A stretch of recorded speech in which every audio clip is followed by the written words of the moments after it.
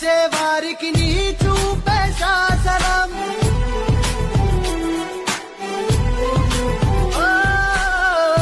Node లేనోడంటూ తేడా చూపని నీ గుణం, నీకెదురుగా వచ్చే వారికి నీ చూపే శాసనం. మా సైన్యం నువ్వయ్యావు, మా మహారాజు తాని సమిధల్లి మారి నిలువెల్లా వెలిగెరా. భోగాన్ని విడిచి త్యాగాన్ని వలచి తాపసిగా నిలిచెరా.